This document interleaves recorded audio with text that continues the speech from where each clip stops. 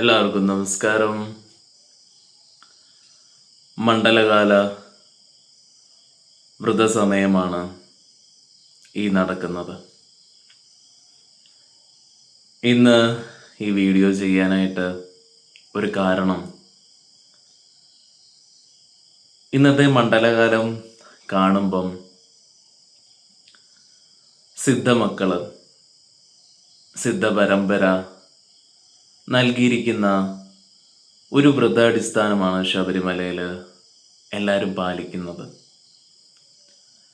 എന്നാൽ അതിനെ ഇന്ന് കാട്ടിക്കൂട്ടുന്ന കോപ്രായങ്ങൾ കാണുമ്പം ഇന്ന് ഞാൻ പറയാൻ പോകുന്ന കാര്യങ്ങൾ അതിനോട് എത്ര യോജിക്കാത്തതായിട്ടാണ് എൻ്റെ കൺമുമ്പിൽ കണ്ടതായതുകൊണ്ടാണ് ഞാനിത് സംസാരിക്കാൻ നിൽക്കുന്നത്. ശബരിമലയിൽ ധാരാളം ആൾക്കാർ പോകുന്നുണ്ട്. എന്തിനെന്ന് ചോദിച്ചാൽ അവിടുത്തെ പോലീസുകാർക്കും അവിടുത്തെ ദേവസ്വത്തിനും വളരെയേറെ പ്രശ്നങ്ങൾ സൃഷ്ടിക്കാൻ വേണ്ടി മാത്രം, അല്ലാതെ വേറെ ഒരു കാര്യവുമില്ല. അവിടെ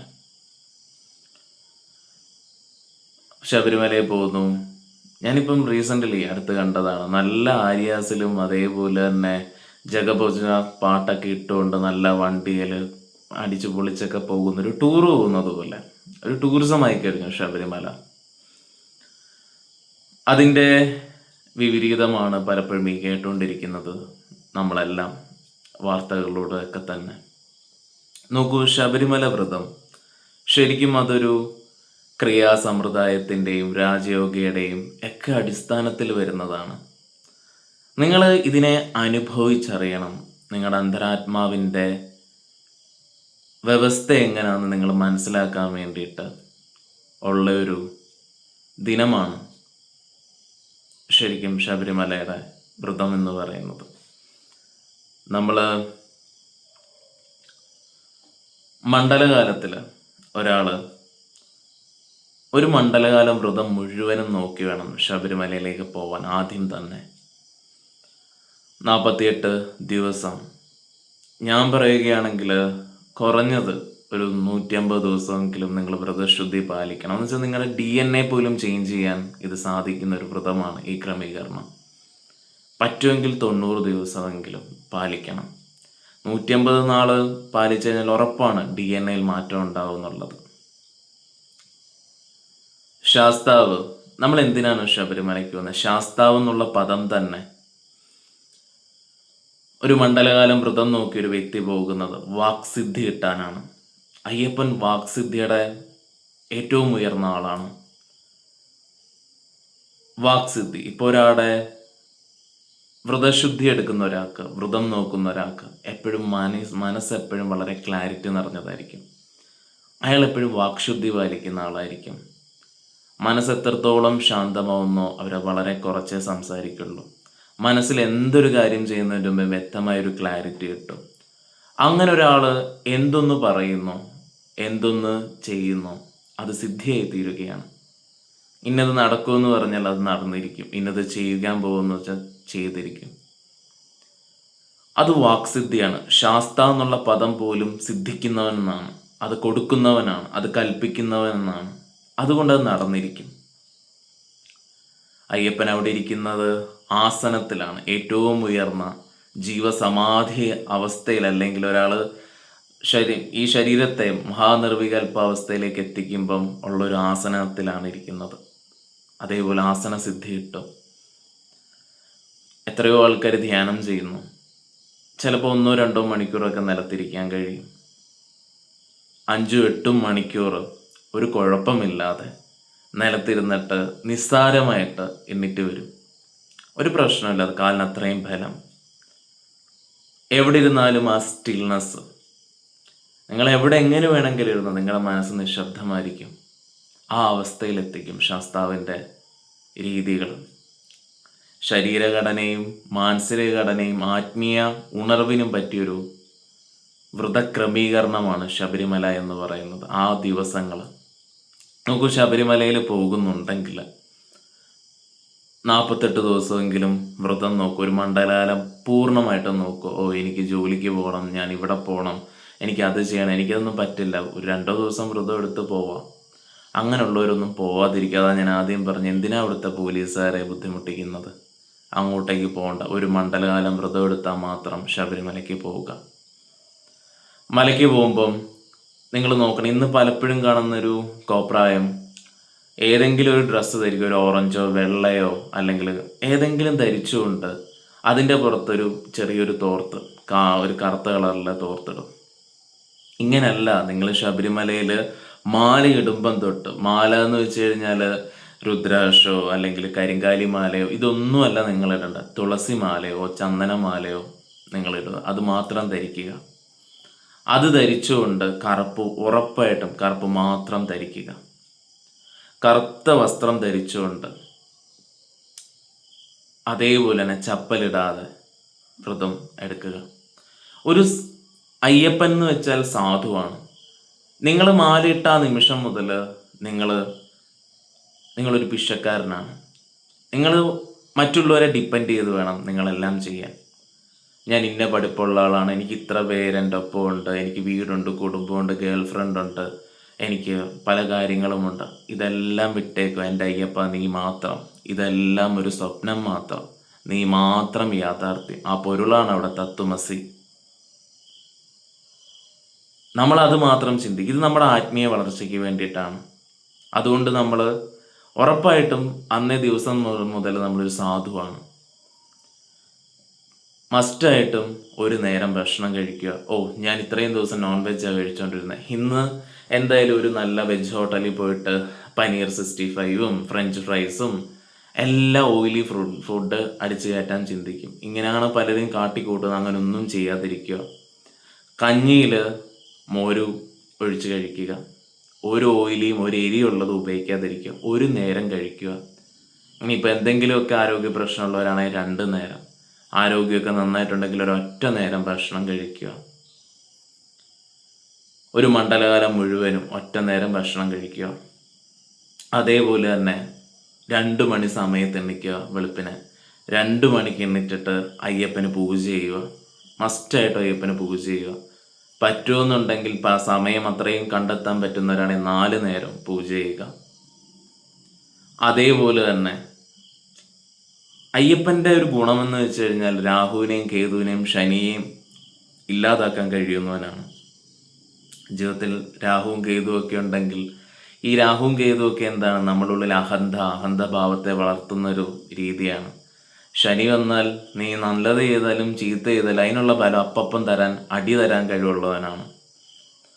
ഇതിനെ ഇല്ലാതാക്കാൻ കഴിയുന്ന 2 ശക്തികളിൽ ഒന്നാണ് അയ്യപ്പൻ. ഒന്ന് ഹനുമാനും ഒന്ന് അയ്യപ്പനും. ഹനുമാനും ഇതേപോലെയാണ്. അയ്യപ്പനാണ് നമുക്ക് ഏറ്റവും കൂടുതൽ അടുത്ത് നിൽക്കുന്നത്. അപ്പം അയ്യപ്പസ്വാമിയെ ആ രീതിയിൽ അഹന്ത പോകാനായിട്ടുള്ള ഏറ്റവും നമ്മൾ അന്ന് തൊട്ട് നാം പറഞ്ഞു, നമ്മളൊരു വിഷക്കാരനാണ്. ഇപ്പം നിങ്ങൾക്ക് എത്ര വലിയ കൊട്ടാരം പോലത്തെ വീടുണ്ടെങ്കിലും ഒരു പാ പോലും വിഴിക്കാതെ കടക്കുക, തലാണയ്ക്ക് പകരം സ്വന്തം കൈ ഉപയോഗിക്കുക. ആ രീതിയിൽ കടത്തത്തിൻ്റെ കാര്യം ഇതാക്കുക. അതേപോലെ തന്നെ മാല 8-ാം ദിവസം മുതൽ ഇങ്ങനൊരു ചെറിയൊരു പൊട്ടോ ചെറിയൊരു ചന്ദനം അങ്ങനെയല്ല, ഭസ്മം മുഴുവനായിട്ട് തേക്കുക. നെറ്റി മുഴുവനും ഭസ്മം തേക്കുക. മസ്റ്റായിട്ടും ചന്ദനം നട്ടെല്ലും ഇരുചെവിയുടെ പുറവശത്തും ഭ്രൂമധ്യത്തിലുമായിട്ട് തേക്കുക. അത് ഉറപ്പായിട്ടും പാലിക്കുക. ചന്ദനം ഈ പറഞ്ഞ ഭാഗങ്ങളിൽ തേക്കാനായിട്ട്, ചന്ദനവും ആ ഒരു ഊർജത്തിൻ്റെ വലിയൊരു ഇതുണ്ടാക്കും. അതേപോലെ തന്നെ തണുത്ത വെള്ളത്തിൽ കുളിക്കൊരു രീതിയുണ്ട്. ശാസ്ത്ര സാധനയൊക്കെ അറ്റൻഡ് ചെയ്തവർക്കറിയാം ഇതിൻ്റെ ഫലം എന്തുമാത്രം ഉണ്ടെന്നുള്ളത്. നിങ്ങളിപ്പം ബ്രാഹ്മി 21 ഡേയ്സിൽ അറ്റൻഡ് ചെയ്തവരോ എന്നിൽ നിന്ന് ദീക്ഷ എടുത്തിട്ടുള്ളവരാണെങ്കിൽ നിങ്ങൾക്ക് ശബരിമലയിൽ ചെല്ലുമ്പം തന്നെ അറിയാം അതിൻ്റെ സാധ്യത എന്താണെന്നുള്ളത്. ദീക്ഷയ്ക്ക് അങ്ങനെ ഒരു ഗുണമുണ്ട്. നിങ്ങളവിടെ ചെല്ലുമ്പോൾ അയ്യപ്പനുള്ളിൽ നിങ്ങൾ ആ ചൈതന്യത്തെ നിങ്ങൾക്ക് അനുഭവിച്ചറിയാൻ പറ്റും. ശാസ്ത്ര സാധന ദീക്ഷ കൊടുത്തവർക്ക് നടത്തി വന്നിരുന്നൊരു പ്രോഗ്രാമാണ്. ഇപ്പോഴും അതിൻ്റെ റെക്കോർഡിക്കലായിട്ടുള്ള പ്രോഗ്രാമുണ്ട്. ആവശ്യമുള്ളവർക്കത് ഫ്രീ ആയിട്ട് നൽകാം, ഒരു പ്രശ്നവുമില്ല. അതേപോലെ തന്നെ സാധു ജീവിതമാണ് അത് പാലിക്കേണ്ടത്. നിങ്ങൾ ശബരിമലയ്ക്ക് പോകുന്നെങ്കിൽ ലഘുവായി പോവുക. ഈ പാട്ടും ബഹളവും ഇങ്ങനെയുള്ള ഒന്നും വേണ്ട. അതേപോലെ തന്നെ ശബരിമലയിൽ പോകുന്നൊരു ഗുരുവായൂർ ഇറങ്ങുന്നു. അവിടുന്ന് പോകുന്ന കണ്ട അമ്പലങ്ങളിലെല്ലാം കയറുന്നു. ഇതിൻ്റെ ഒന്നും ആവശ്യമില്ല. നിങ്ങൾ തമിഴ്നാട്ടിൽ നിന്ന് വരുന്നതാണ് പളനി കയറിക്കോ. നിങ്ങൾ ജീവസമാധിയുള്ള സ്ഥലങ്ങളിലെല്ലാം വിസിറ്റ് ചെയ്യും. മാക്സിമം ജീവസമാധിയുള്ള സ്ഥലങ്ങളിൽ പൊക്കോളൂ. ശിവക്ഷേത്രങ്ങളിൽ പൊക്കോളൂ. അല്ലാതെ കാണുന്ന അമ്പലങ്ങളിലൊന്നും നിരങ്ങേണ്ട ആവശ്യമില്ല നിങ്ങൾക്ക്. അതല്ല അതിൻ്റെ രീതി. ജീവസമാധി സ്ഥലങ്ങളിൽ നിങ്ങൾ മാക്സിമം സ്പെൻഡ് ചെയ്യുക. അതാണ് നിങ്ങൾക്ക് ഏറ്റവും പാലിക്കേണ്ട ഒരു കാര്യം. അല്ലാതെ ജസ്റ്റ് പിന്നെ ഈ പാട്ടും ബഹളവും വെച്ച് അങ്ങനെയൊന്നുമില്ല. നിങ്ങൾ അതൊക്കെ ഒഴിവാക്കി കൊണ്ടുപോവുക. ശബരിമലയിലൊക്കെ പണ്ട് ഞാനൊക്കെ എൻ്റെ കുട്ടിക്കാലത്തും ഒക്കെ ശ്രദ്ധിക്കുന്ന ഒരു കാര്യമുണ്ട്. ശബരിമലയിലൊക്കെ ഒരാൾ വ്രതം നോക്കിക്കഴിഞ്ഞാൽ, മാലയിട്ട് കഴിഞ്ഞാൽ കുറച്ച് ദിവസങ്ങൾ കഴിയുമ്പം അവർ നമ്മുടെ അടുത്ത് നിൽക്കുമ്പോൾ തന്നെ നമുക്കൊരു പ്രത്യേകത തോന്നും. നിങ്ങളും ശ്രദ്ധിച്ചിട്ടുണ്ടാവും ആ കാര്യം. അവരുടെ മുഖത്തുണ്ടാകുന്ന ഒരു തേജസ്. ഈ തേജസ് ഉണ്ടാകുന്ന എന്തുകൊണ്ടാണ്? നിങ്ങൾ കറക്റ്റായി വ്രതം നോക്കുകയാണെങ്കിൽ നിങ്ങളുടെ മെറ്റബോളിസം മാറും. നിങ്ങളുടെ ഉള്ളിൽ കിടക്കുന്ന നെഗറ്റിവിറ്റി എല്ലാം പുറം തള്ളിപ്പോവും. നിങ്ങളുടെ ഹോർമോൺസിന് ചേഞ്ചിങ് ഉണ്ടാവും. നിങ്ങളുടെ ഓറ വർദ്ധിക്കുമ്പം തന്നെ നിങ്ങളുടെ വ്രതം എത്രത്തോളം ശക്തമായെന്നറിയാൻ പറ്റും. പണ്ടൊക്കെ ഇന്നത്തെ ശബരിമല നിങ്ങൾക്കറിയാം, പോകുന്നത് കുറച്ചുകൂടെ ആ പോകുന്ന വഴികൾ ശ്രദ്ധിച്ച് എത്ര പാടുണ്ട്. ഇന്ന് നമ്മളെപ്പോലുള്ളവരൊക്കെ പോകുമ്പം തന്നെ അന്നത്തെ കാലത്ത് പോകുന്നവർ ഒരു സൈഡിൽ പുലിയും ഒരു സൈഡിൽ കരടിയൊക്കെ ഉള്ള കാലത്ത് അവർ കയറിപ്പോവും. പക്ഷെ ആ മൃഗങ്ങളൊന്നും അവരെ ഒന്നും ചെയ്യില്ല. മൃഗങ്ങൾക്ക് കിട്ടിയിരിക്കുന്ന മാക്സിമം സെൻസ് ചെയ്യാനുള്ള കഴിവിനെ അവർ ഉപയോഗിക്കുന്നുണ്ട്. നമുക്കറിയില്ല അതൊന്നും. ഒരാളെ അവർക്ക് അറിയാം ആ മനുഷ്യന്റെ സാധ്യത എന്തുണ്ടെന്നുള്ളത്. അവരൊന്നും ചെയ്യില്ല. ഗുണമില്ലാത്തതാണ് എടുത്തുകൊണ്ട് പോകും. അവർക്കറിയാം ആ വ്യക്തിക്കൊരു ഇതുണ്ടെന്നുള്ളത്. ആ ഓറയിൽ ആ മൃഗങ്ങൾ പോലും സപ്പോർട്ട് ചെയ്യും. പണ്ടൊക്കെ പറയും വ്രതം തെറ്റിക്കഴിഞ്ഞാൽ പുലി വന്ന് പിടിച്ചുകൊണ്ട് പോകുന്നു. അതാണ് വ്രതം തെറ്റിക്കഴിഞ്ഞാൽ പുലി പിടിച്ചുകൊണ്ട് പോകും. പക്ഷെ ഇന്ന് അതൊരു ടൂറിസ്റ്റ് പ്ലേസ് ആയി. പക്ഷേ അതെന്തുമാവട്ടെ, അതൊന്നും നിങ്ങൾ നോക്കണ്ട. അവിടെ സ്വർണ്ണക്കടത്തോ എന്ത് കടത്തോ അത് നമ്മളെ ബാധിക്കുന്നതല്ല. സിദ്ധപരമ്പരയുടെ അങ്ങേയറ്റത്തെ ഒരു മൂർത്തി ഇതാണത്. നിങ്ങളുടെ ഉള്ളിലേക്ക് തിരിയാൻ നോക്കുക. ശബരിമലയ്ക്ക് വ്രതം നോക്കിക്കഴിഞ്ഞ് അപ്പം എന്തായാലും ഭസ്മവും വാരിത്തേച്ച് കറുപ്പ് വിട്ട് കിടക്കുക. അപ്പോൾ പോകുന്നവരെല്ലാം കണ്ണീർ നോക്കി അങ്ങനൊന്നും ചെയ്യരുത്. നിങ്ങൾ വ്രതം എടുക്കുന്ന ആ നിമിഷം മുതൽ താഴത്തോട്ട് നോക്കി നടക്കുക. ആരെ കണ്ടാലും അയ്യപ്പസ്വാമി മാത്രം. ആരെ നോക്കിയാലും എവിടെ ചെന്നാലും നിലത്ത് നോക്കി നടക്കുക. അല്ലാതെ ദൈവത്തെ ഓർത്ത് ഒരാൾ കുറ്റോ കുറവോ ഇതൊന്നും പാടില്ല. വ്രതത്തിന് ഇതൊക്കെ തെറ്റാണ്. നിങ്ങൾ മാക്സിമം കണ്ണ് താഴെ നോക്കി നടക്കുക. ആരെയും കണ്ണിലേക്ക് ശ്രദ്ധിക്കേണ്ട. നിങ്ങൾ വ്രതത്തിലാണ്. മരിക്കുമ്പോൾ ആരും ഒപ്പം ഉണ്ടാവില്ല. നിങ്ങൾ മാത്രമേ ഉള്ളൂ. ഇതൊരു ജീവനാന്നുള്ള മാത്രം തിരിച്ചറിവുണ്ടാവും. നിങ്ങളുടെ ആത്മീയ ഉന്നതിക്ക് വേണ്ടിയിട്ടാണ് നിങ്ങൾ അവിടെ പോകുന്നത്. ഇതാണ് ഞാൻ ആദ്യം പറയുന്നത്. ഇതൊക്കെ രാജയോഗ പാലിക്കുന്നവരും ക്രിയായോഗ പാലിക്കുന്നവരൊക്കെ നോക്കുന്ന ഒരു ക്രമീകരണമാണ്. അതിൻ്റെ ടേസ്റ്റ് നിങ്ങൾക്ക് അറിയാൻ പറ്റുന്ന ഒരു ദിനമാണിത്. ഒരു മണ്ഡലകാലം നിങ്ങൾക്ക് നോക്കിയാൽ അറിയാൻ പറ്റും. ഈ വ്രതത്തിനും ഈ കിട്ടുന്ന ആത്മീയ സുഖത്തിനും ഉണ്ടാവുന്ന ഒരു ആത്മനിർവൃതിയുടെ അവസ്ഥ. ഇതിനെ അനുഭവിച്ചറിയൂ. അതിന് തരുന്ന അവസരമല്ലേ നമ്മുടെ സിദ്ധപരമ്പരയിലുള്ളവർ. അതിനെ ആസ്വദിക്കുക, അതിനെ അറിയുക, ആ സുഖം എന്താന്നുള്ളത്. ബ്രഹ്മചാര്യം, ഈ 48 ദിവസം ബ്രഹ്മചാര്യം പാലിക്കുമ്പോൾ പറഞ്ഞല്ലോ, എല്ലാം മറക്കുക. ഇതെല്ലാം ഒരു സ്വപ്നമാണ്. അപ്പം നിങ്ങളുമായി ബന്ധപ്പെട്ടിരിക്കുന്ന എല്ലാം സർവ്വതിനെ നിങ്ങൾ വിട്ടേക്കുക. ശബരിമലയിൽ പോകുമ്പോൾ പലപ്പോഴും പലരും പ്ലാൻ ചെയ്യുന്നത് വന്നിട്ട് വേണം അപ്പുറത്ത് കടയിൽ പോയി കഴിക്കാൻ, അപ്പം എന്നിട്ടൊന്ന് സിനിമയ്ക്ക് പോകാൻ, താടിയും മുടിയും വടിക്കാൻ. അങ്ങനെയൊന്നുമല്ല. നിങ്ങൾ ശബരിമലയിൽ പോകുന്ന തന്നെ മരണത്തിനെ കുറിച്ചൊരു ചിന്ത വേണ്ട. നിങ്ങൾക്ക് നിങ്ങൾ അയ്യപ്പൻ നോക്കിക്കോളൂ. നിങ്ങളുടെയൊക്കെ വീട്ടിലൊക്കെ അപ്പൂപ്പനോ ഒക്കെ ഉള്ളവരോട് ചോദിച്ചത് പണ്ടൊക്കെ അവർ വ്രതം എടുക്കുന്ന സമയത്ത് അവരൊക്കെ ഏതൊക്കെ രീതിയിൽ അയ്യപ്പൻ രക്ഷിച്ചിട്ടുണ്ടെന്നുള്ളത്. എത്ര ജീവിതത്തിൽ ഇതാണ് അയ്യപ്പൻ വരാനിരിക്കുന്നതിനെ മാറ്റും. അതാണ് അയ്യപ്പൻ്റെ ശക്തി. വ്രതം നോക്കിയവരോട് ചോദിച്ചാൽ മതി അവരുടെ ജീവിതത്തിൽ എന്തൊക്കെ വലിയ അവരുടെ ജീവിതത്തിൽ പ്രതിസന്ധികളും എത്രത്തെ അപകടങ്ങളിൽ നിന്നും ആ ശക്തി രക്ഷിച്ചിട്ടുണ്ടെന്നുള്ളത്. അങ്ങനെ ഇരിക്കുന്ന ഒരു പൊരുളാണത്. അതേപോലെ തന്നെ തലയിൽ എണ്ണ തേക്കുകയോ സോപ്പ് ഉപയോഗിക്കുകയോ ഇതൊന്നും ചെയ്യില്ല വ്രതസമയത്ത്. പല്ല് പോലും നിങ്ങൾ നോക്കേണ്ട ആവശ്യമില്ല. വ്രതമായിരിക്കണം. അവിടെ ഒന്നും ഇതാക്കേണ്ട ആവശ്യമില്ല. ഞാൻ പറഞ്ഞതുപോലെ ഉറങ്ങുമ്പോഴും നിലത്ത് കിടക്കുക. തലയണ പോലും ഉപേക്ഷിച്ച് കറുപ്പ് മാത്രം ധരിക്കണം ഒരു മണ്ഡലകാലം മുഴുവനും. ഇങ്ങനെ പാലിച്ചു പോകുന്നവർക്കാണ് ശബരിമലയുടെ ആവശ്യം. ഇതാണ് ശബരിമലയിൽ വ്രതം എന്ന് പറയുന്നത്. ഇങ്ങനെ പാലിച്ചിട്ട് നിങ്ങൾ പോവുകയാണെങ്കിൽ 18 പടികളും താണ്ടി നിങ്ങൾ എത്തുമ്പം മുന്നിൽ കാണുന്ന തത്വമസി നിങ്ങൾക്ക് അനുഭവിച്ചറിയാൻ പറ്റും. ഞാൻ ഉറപ്പ് തരാം, നിങ്ങളുടെ കണ്ണിൽ നിന്ന് കുണ്ഡലിനി ഉയർന്ന് ആത്മനിർവൃതി ഒഴുക്കും. കണ്ണിൽ നിന്ന് ആത്മനിർവൃതി ഒഴുകും. 2 കണ്ണുകളിൽ നിന്ന്. സ്വാമിയേ ശരണമയ്യപ്പോ കുണ്ഡലിനിയുടെ ഏറ്റവും ഉയർന്ന മന്ത്രമാണിത്. ഇതെപ്പോഴും സദാസമയം മനസ്സിൽ മുഴങ്ങുക. ഓരോ ഇടത്തും അയ്യപ്പനെ കാണുക. ഒരു സ്വാമിയായിട്ട് പോവുക. അല്ലാതെ വെറുതെ പോകുന്നിടത്തെല്ലാം സെൽഫി എടുത്ത്, പോകുന്നിടത്തൊക്കെ റീൽസ് ഇട്ട് പരമാവധി മൊബൈൽ എടുത്ത് അയ്യത്തെറിഞ്ഞേക്കുക. ഇതൊന്നും വേണ്ട. ശബരിമല ചെന്നിട്ട് ഒരു ഫോട്ടോ, ഗുരുവായൂർ വന്നിട്ടൊരു സെൽഫി, ഇതൊന്നും വേണ്ട. ഇതെല്ലാം വിട്ട് കളയും. ഇതൊന്നും അല്ല. ഇതൊക്കെ വ്രതത്തിനെതിരാണ്. നിങ്ങൾ മാക്സിമം നിങ്ങൾ ഒന്നും ചെയ്യാതെ, വ്രതം എടുത്താൽ വ്രതമാണ്.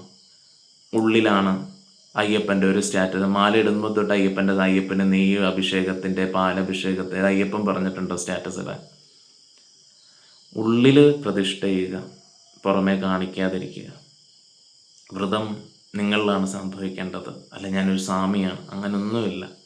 അത് അങ്ങനെ ആരെയും കാണിച്ചൊന്നുമല്ല. ഒരു ഫോട്ടോ, ഇതെല്ലാം മാക്സിമം മൊബൈൽ ഓഫ് ആക്കുക. എല്ലാം ഞാൻ കാണുന്നൊരു കാര്യമാണ്.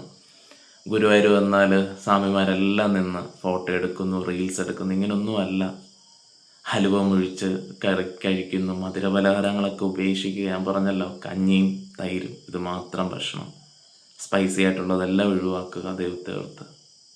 അതേപോലെ തന്നെ റീൽസിൻ്റെ പരിപാടിക്ക് നിൽക്കാതിരിക്കുക. ഫോട്ടോ ഇതൊന്നും നിങ്ങൾ ആരെയും പബ്ലിഷ് ഒന്നും ചെയ്യേണ്ട ആവശ്യമില്ല. ഇങ്ങനെ ഒരു മണ്ഡലകാലം മുഴുവനും വ്രതമെടുക്കാൻ പറ്റുന്നവർ മാത്രമാണെങ്കിൽ അങ്ങോട്ടേക്ക് പോകാം. അയ്യപ്പൻ വാക്സിദ്ധിയുടെ ആളാണ്. വാക്ശുദ്ധി ഉണ്ടാകുന്ന ഒരാൾക്ക് വാക്സിദ്ധി കിട്ടും. ജീവിതം മനോഹരമോ. ഇങ്ങനെ പോവുക ശബരിമലയ്ക്ക് പോകുമ്പോൾ. അല്ലാതെ കാട്ടിക്കൂട്ടൽ കാണിച്ച് ഇന്നൊരു ട്രെൻഡായി കഴിഞ്ഞു എല്ലാ വർഷവും മാലയിട്ട് 1-2 ദിവസം വ്രതം എടുത്ത് പോകുന്നത്. അങ്ങനല്ല. വ്രതത്തിൻ്റെ രീതിയുണ്ട്. ചപ്പൽ ഉപേക്ഷിക്കുക, മാല, തുളസി ഇതാക്കുക. 8 വിധാനങ്ങളുള്ള വ്രതമാണ് അയ്യപ്പൻ്റെ. ഒരു ക്രിയായോഗിയുടെ, ഒരു രാജയോഗിയുടെ ജീവിതകാലം മുഴുവനും. അയ്യപ്പൻ്റേത് നിങ്ങൾക്കൊരു ട്രയലാണ് ഇതിൻ്റെ സുഖം അറിയാൻ. ആ രീതിയിൽ നിങ്ങൾ ജീവിക്കുക. ഒരു ഭിക്ഷക്കാരനായി, ഒരു സാധുവായി എല്ലാം ഉപേക്ഷിക്കുക. ആ രീതിയിൽ ജീവിതത്തിൻ്റെ മനോഹാരിത അറിയാൻ പറ്റും. ഇങ്ങനെ വ്രതമെടുത്ത് ശബരിമലയ്ക്ക് പോവുക. നമസ്കാരം.